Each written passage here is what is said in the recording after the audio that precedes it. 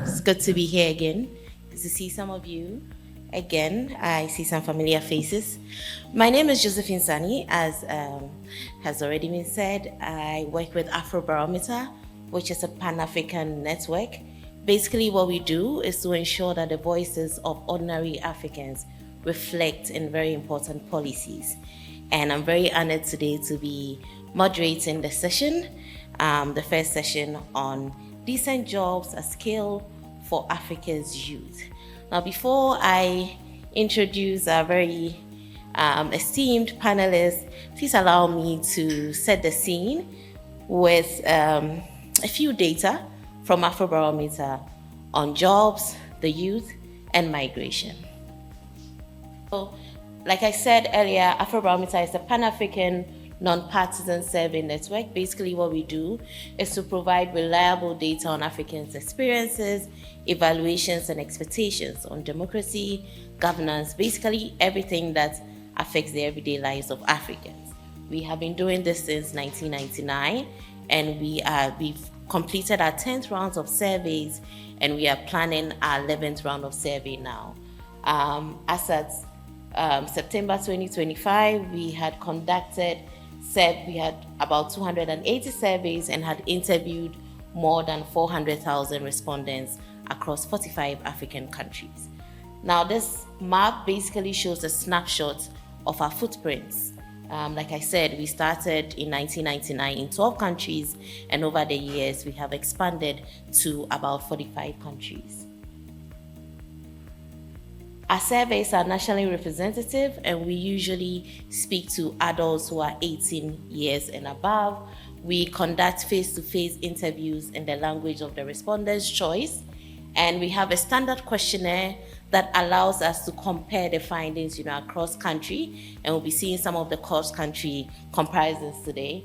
Our sample sizes are usually 1,200 or 2,400, and it yields a margin of error of plus or minus 2 or plus or minus 3 percentage points.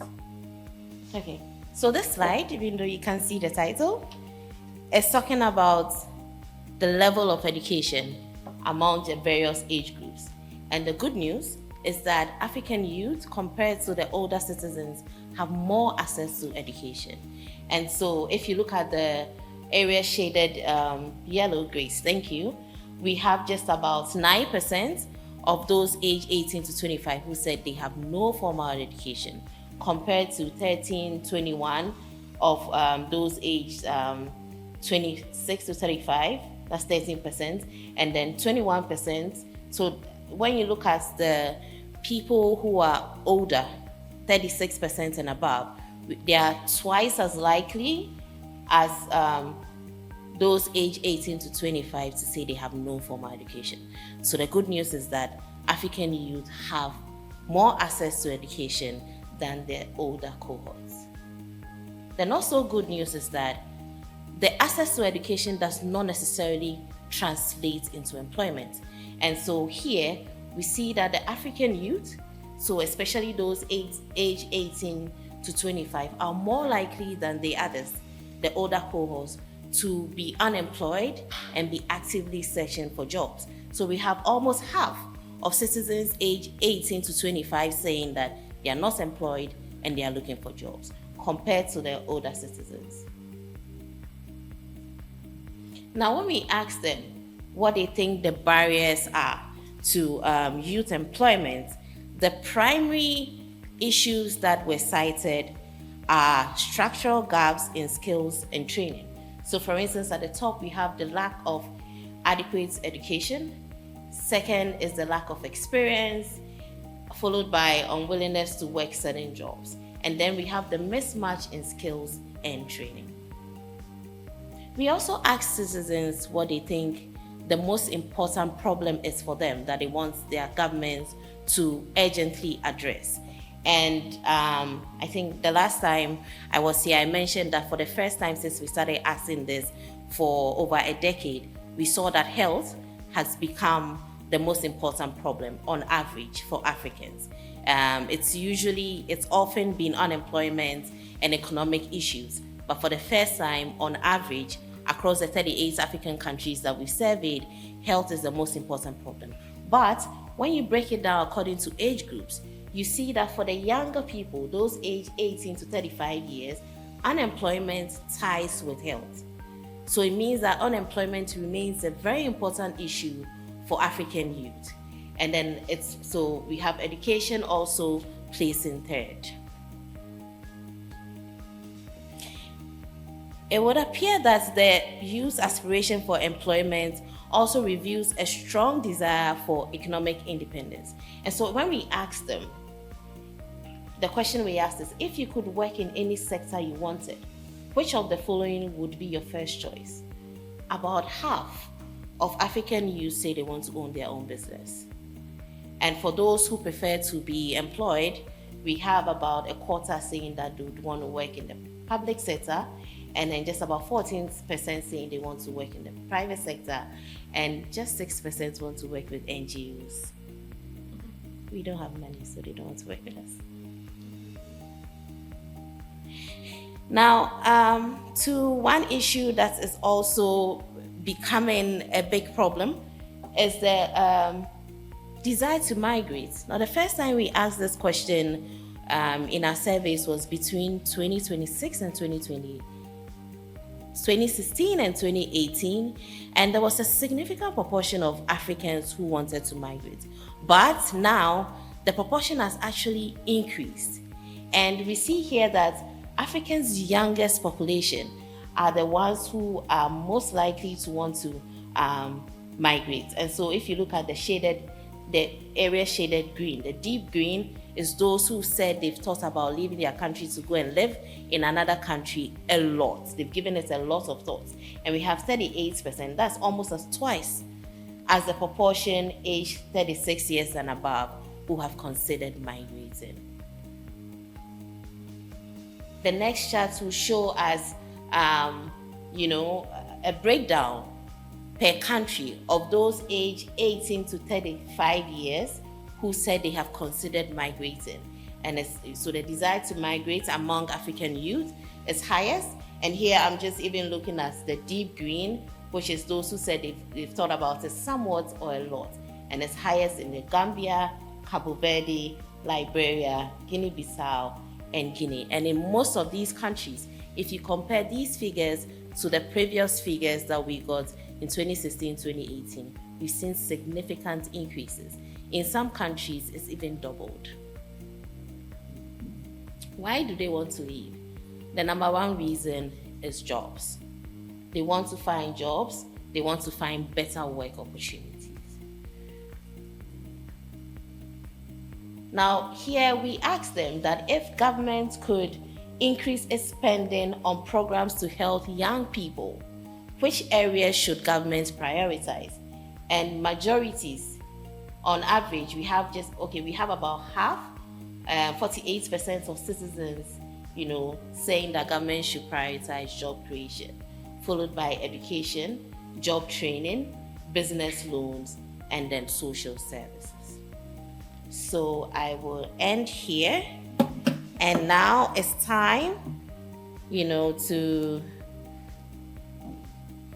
talk about these issues. So allow me to introduce our distinguished panelists who bring a wealth of experience across policy, research, innovation, and labor. First, we have Dr. Sumig V. Lal. He's the Director of Strategy in the Office of the World Bank Group Chief Economist. He has held various leadership positions across the World Bank Group, including Senior Advisor to the World Bank Group Chief Economist, Director of the 2024 World Bank Development Report on the Middle Income Trap, Acting Director of DEC Development Policy, Head of the Climate Economics Team, and Global Team Lead in the Sustainable Development and Infrastructure Vice Presidencies. Please join us on stage, Dr. Sumig V. Lal. Please help me welcome you on stage. See here. Next, from Uganda, we have Dr. Monica Musinero Masanza. She is Uganda's Minister of Science, Technology, and Innovation. She's a prominent veterinarian, microbiologist, and epidemiologist. She gained international recognition for her expertise in epidemic control, having served as a key consultant for the World Health Organization during the West Africa Ebola outbreak, and later as the senior presidential advisor during the COVID-19 pandemic. Please let's welcome her on stage. From Senegal, we have Anne-Cécile Colly, who is the first vice president of the Women's Movement of the National Union of Autonomous Trade Unions of Senegal. She's a prominent justice official and labor activist who is currently serving as the technical advisor at the Ministry of Justice. On the international stage, Anne is a dedicated advocate for decent work, social protection, and gender equality. Anne, please join us.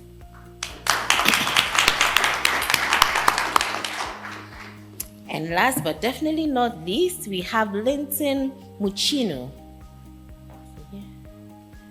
Okay, so Linton hasn't joined us yet. I think he's stuck in traffic, but when he comes, I will introduce him. Thank you, ladies and gentlemen, for joining us.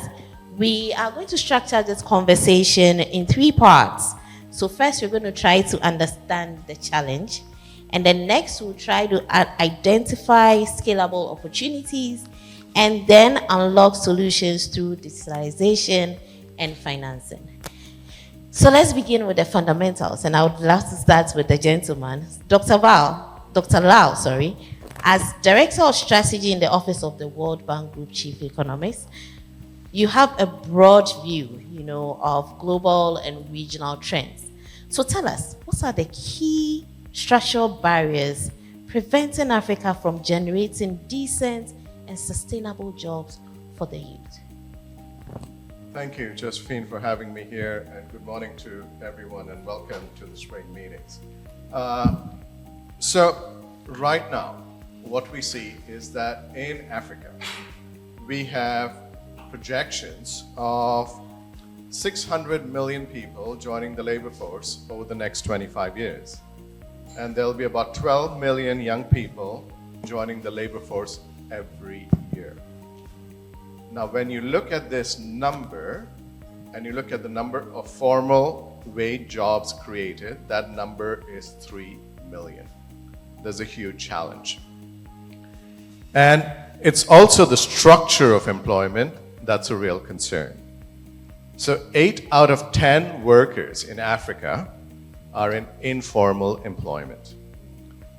And 3/4 of all jobs in the region are household and family-run businesses, which typically don't leave returns in terms of wages, or productivity.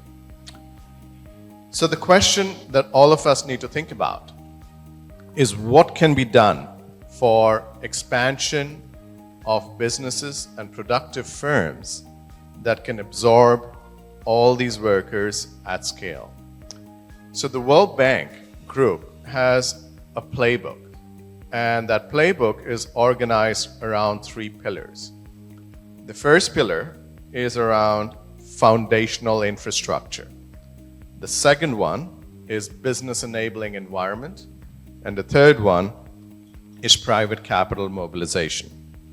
So when you look at each of these barriers in turn, in terms of physical infrastructure, the countries in Africa have a constraint. If you look at energy, electricity access is lacking, and it's about 53%. Access to water is like 68%. In fact, when we looked at the data in the World Bank Enterprise surveys, 3/4 of all firms in Africa report experiencing major power outages. What these gaps are doing, it's raising production costs. It's reducing reliability. But on the other hand is the human dimension. Countries in Africa have the lowest human capital index at 0.4. That means a child today born in the region will be only 40% as productive as they would have been with full health and education. We need to address this foundational issue. But that's not the only constraint. Regulatory constraints also are pretty significant.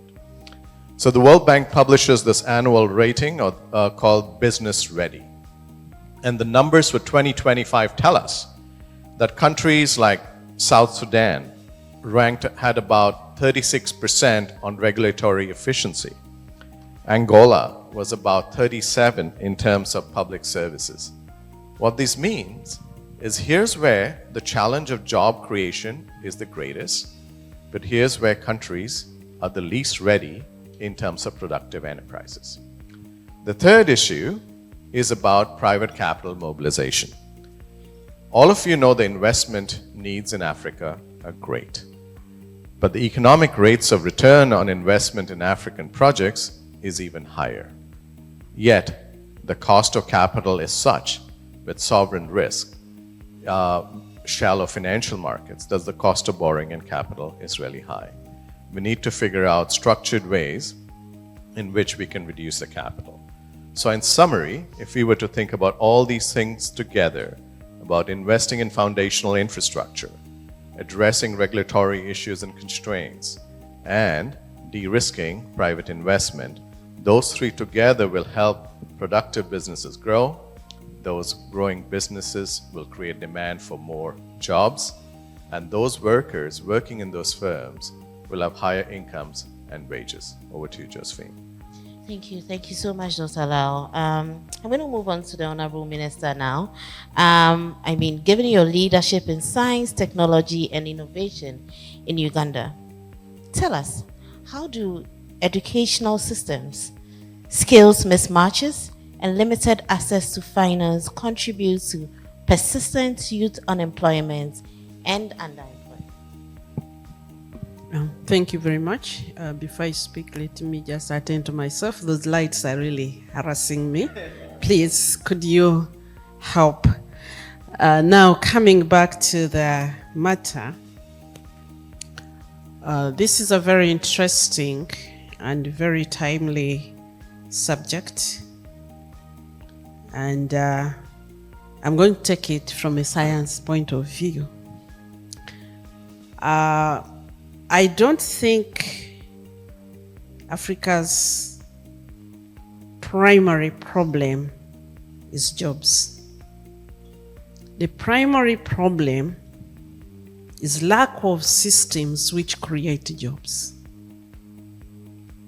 So this apparent appearance that we see on the surface is coming from deep-rooted systems, and I think it will be very good for us to go for the diagnosis at the very root of the problem, because for many decades since independence, we have been trying to beautify this tree up.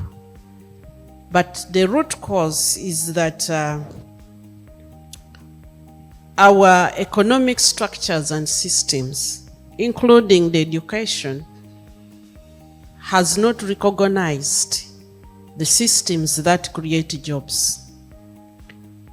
During the time of colonialism, that's when the money economy and hence the employment things came to us, including the education system. And thankfully, the colonial systems created some small pipelines for jobs for us. That's when they introduced the money economy. A lot of people were at the bottom of production, but there was some structure, and then they created a civil service and a few enterprises. At that time, the planning was for the whole continent had about 120 million people. And at the time of independence, we had 285 million people on the continent. And those jobs which came out of civil service, the jobs which were formal, those jobs were sufficient for that time. After independence and our population is growing, we have never expanded that pipe. So everybody in every country pays hefty bribes to enter a clogged civil service. And when people try to enter these jobs, because we are not creating companies, we are not creating indigenous companies which are serious, which absorb these people. So on the sidelines, we have businesses which are basically trade. They are either exporting raw materials or importing finished goods. In the middle of that is a big area which is resource intense. That's value addition, where 90 to 95% of the value which will be expanded to create jobs is, but we are not there. We are not adding value. We are not creating industries. Looking now that we have 1.56 billion people or more, we are now trying to fit all of them in these jobs. Guess what? When they try to fit, they don't fit in. So we create informality. And the youth, as the young people come up in every generation, they create their own jobs, educated or not. Check what has happened in some of our countries. I don't know if any of you have had the beauty of coming to Uganda and you see the motorcycles. That is their solution. That is their innovation without formal systems providing leadership and governance for them. We are all busy talking about how to create jobs, expecting these young people to form formal systems and formal jobs when we have not expanded that pipeline. For a long time, industrialization has not been funded. And for all we know, there is no single nation that has created transformational jobs without industrialization. That's a place where we can go. So I'm very happy to speak today when we have IMF, World Bank. Please, let us support the development of industries. Let us enable these countries to create jobs through industries. As a Minister of Science, Technology and Innovation, we discovered that there was a misunderstanding of how science builds economies. And that journey of how do I take cassava, which is a primary product, and produce a high-end product. And we have all this spectrum of industries in the middle where jobs will come from. We did not know that. Over the past few years, we have figured that out in Uganda. And just through pilots, small pilots, we've been able to create over 100,000 high-quality jobs since 2021. I think we'll add on a bit more. So the education system, to come to that statement, the education system has to be transformed, not band-aid, transformed to generate relevant science.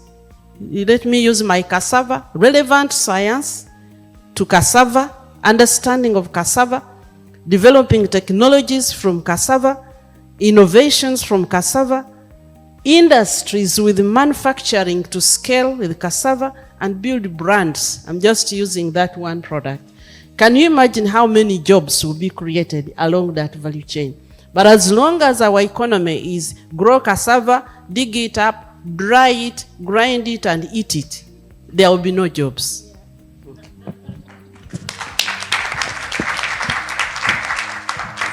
Thanks, Doc. And you know, the whole mismatch between what is taught in schools and what's expected on the job market and the lack of training and stuff is one of the things that really bothers me. And I wasn't surprised when I saw it in the Afrobarometer data as well. I'm hoping that during the plenary session, we can all try to come up with solutions, you know, on how to just prevent eating the cassava, but rather training us, you know, on what we can do with the cassava. Thank you very much, Doc. Now to Anne. Anne, now we're going to talk more about the opportunities. I think we spent a little time on the problems. Now let's look at the real opportunities. You have experience representing workers and trade unions in Senegal. So tell us, which sectors hold the greatest potential for large-scale youth employment and why? Thank you. Good morning. Thank you to respond. It's a pleasure to be here. I'm very honored. I want you to allow me, first of all, to thank you for the opportunity for trade unionists to share their perspective on this point and to be on this point. To say that, first of all, before going directly to the question, that for trade unionists, the evidence is clear. Economic growth alone is not a measure of development for us. What matters is whether that growth creates productive, protective, fairly paid employment. In our recent paper on research, we examined that the structural disconnecting between economic growth and decent work outcome in sub-Saharan Africa identifies clear employment and growth trends. Labor force growth, especially among youth. It's outpacing job creation across our continent, Africa. In our continent, majority of workers remain in informal. It's sad. They are vulnerable, with no income security and no social protection, no labor rights.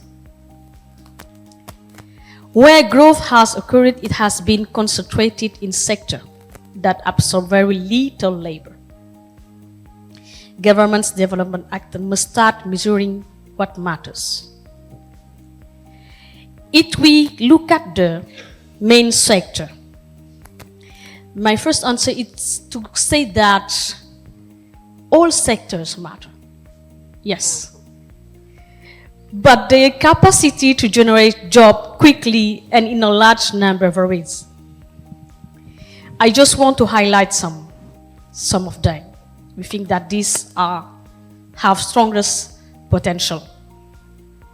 First, you will agree with me, agriculture and agribusiness. Yes, in Africa we have land. Why we don't use it?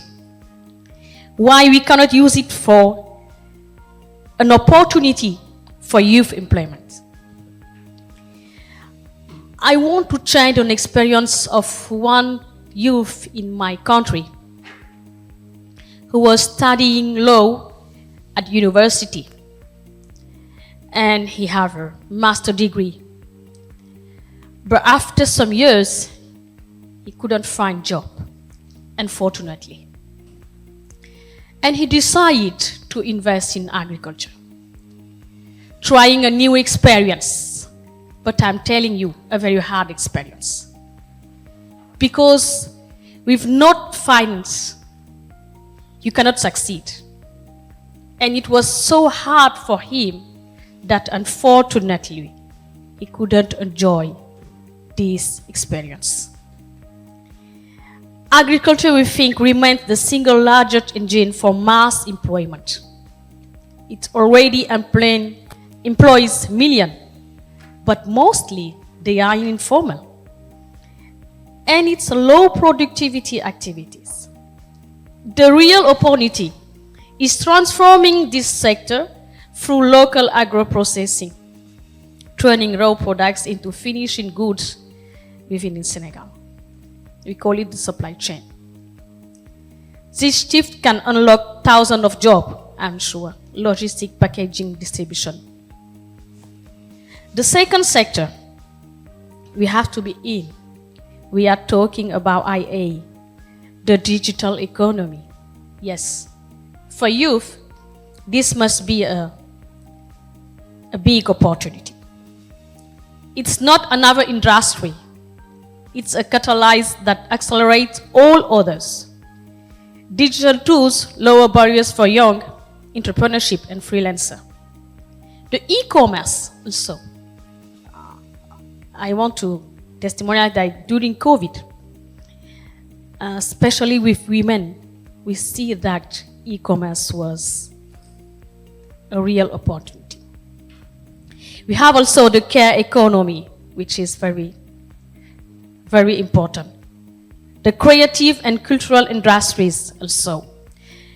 But these traditional sectors can be also very strong opportunity of job creation.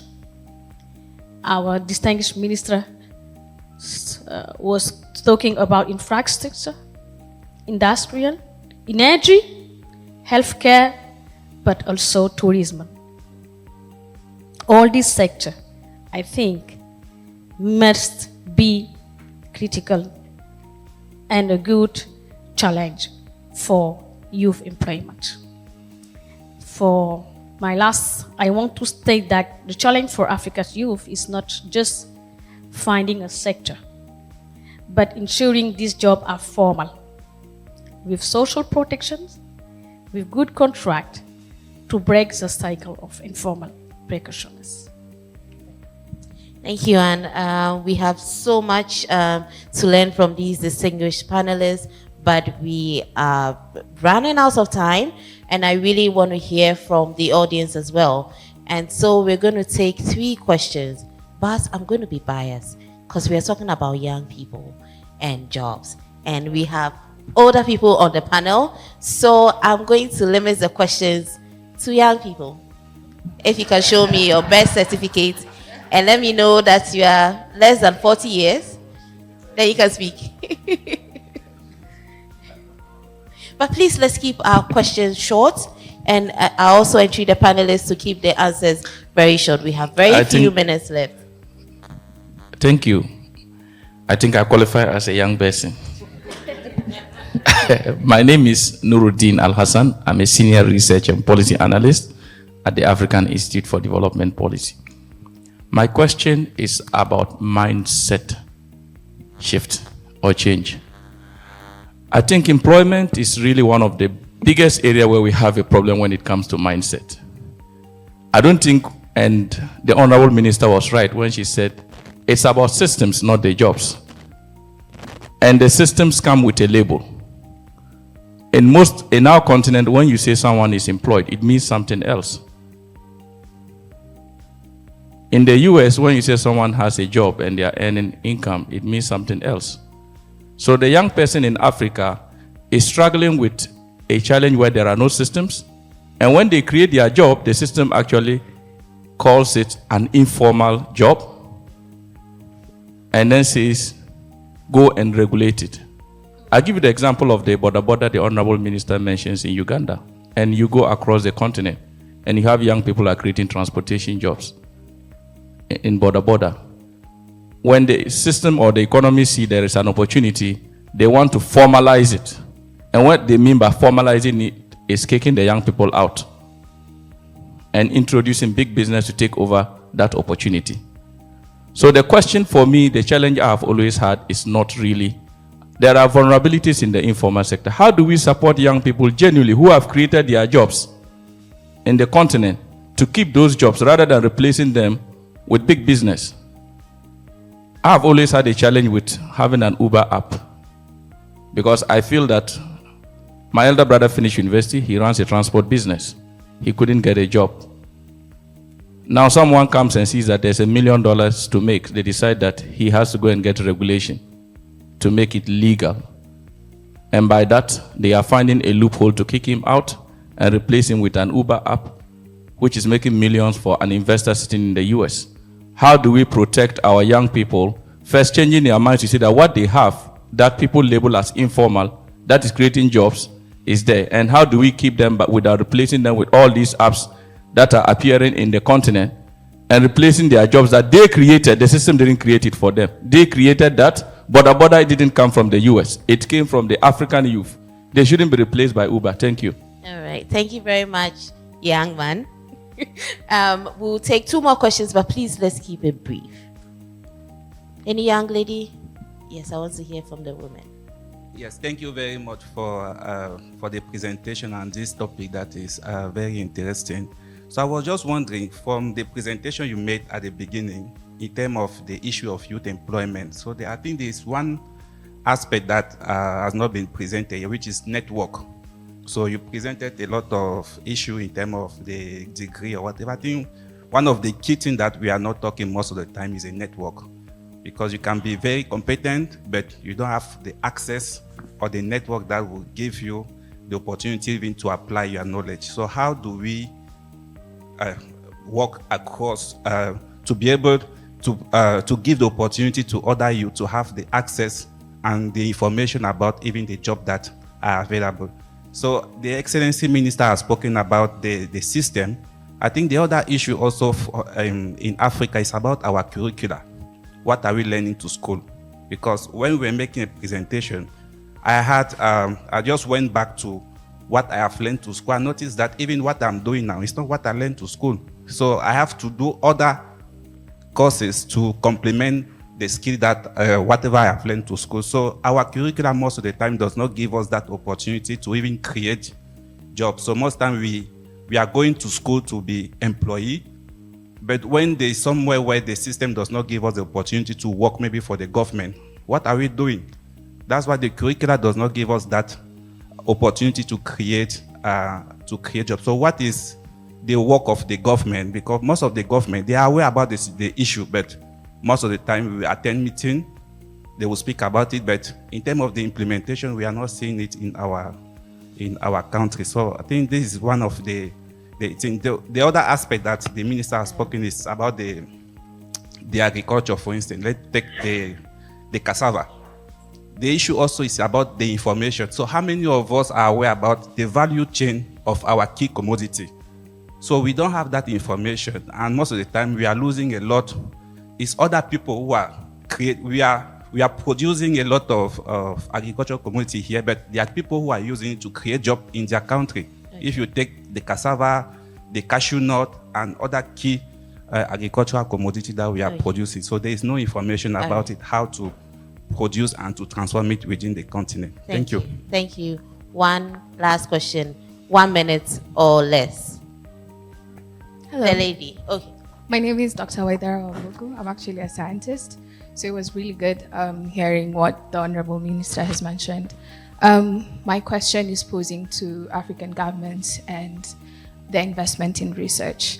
I'm based in the US and I see how much research goes, how much money and funding goes into research in the US, which opens up doors for such industries. But when I look at my country, Kenya, for instance, not so much money or funding goes into research that opens up employment. And for your analogy, I actually take cassava as the rare earths and the critical minerals that we have, because there's so much that we can do with the minerals and the resources that we have on the continent. So what are we doing in terms of policies to create more funding when it comes to scientific research? Because there's definitely an opportunity to create more jobs. My company is involved in the energy space, and that is what we are doing. We are leveraging the local critical minerals in Kenya to increase energy output and power output. So that is my question to the panel. Thank you. All right, thank you very much. And so we have like just 6 minutes. So I'm going to ask the panelists to each use 2 minutes to address the questions. You can just choose one of the questions you want to address. There's one about how we can support the youth, you know, to create jobs, and also how we can protect the jobs that they create. How can we create network opportunities for the youth? And there's the last question about policies, national policies for creating funding for scientific research in order to create jobs for the youth. So I'll start with Anne this time. Thank you. Just quickly, I just want to, on this point, first of all, on adapting our labor market to our realities. This is, for me, the first thing we have to do. If we want to have jobs adapted to our African realities, I agree with the first man. The mindset will have to change, because our labor market is not really adapted with our school. So if we want youth to have job, we have to have job for them. And for the networking, we added this is very, very important. We trade unionists, we encourage networking. It will be a great opportunity for youth to have the possibility they have for finding this job in this labor market. I want to stop here.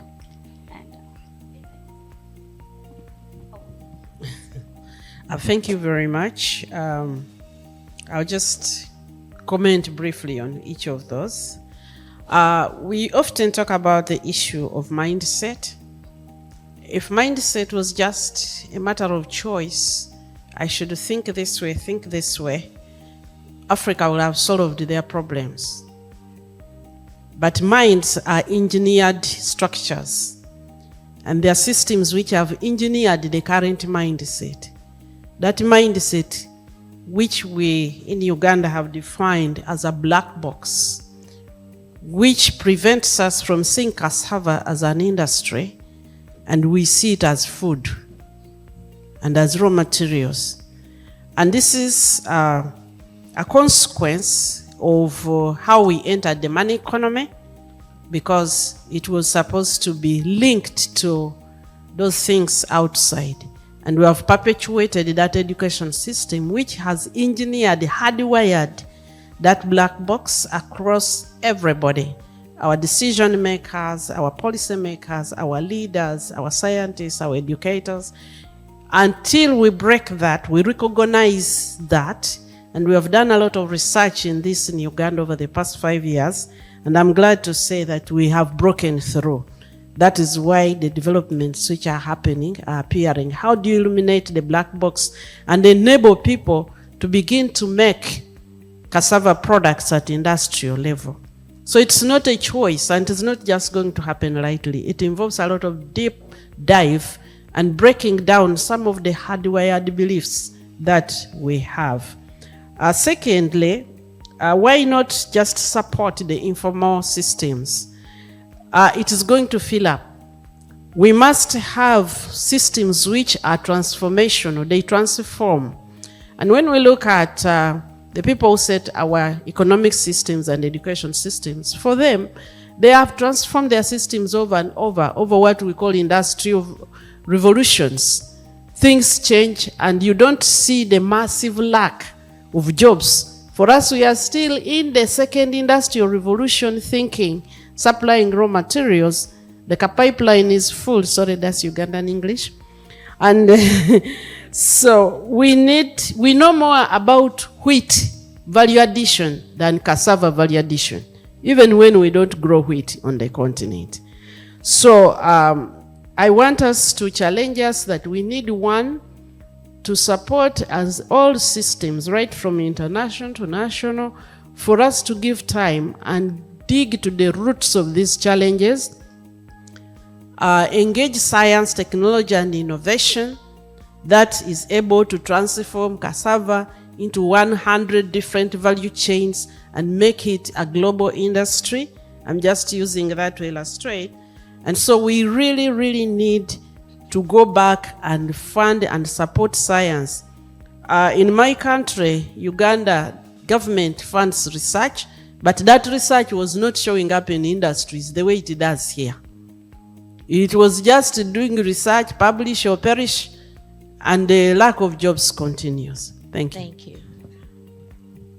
All right, thank you. Great conversation. I'll make 3 points. 1 on mindset, 1 on learning, and 3 on investment in research.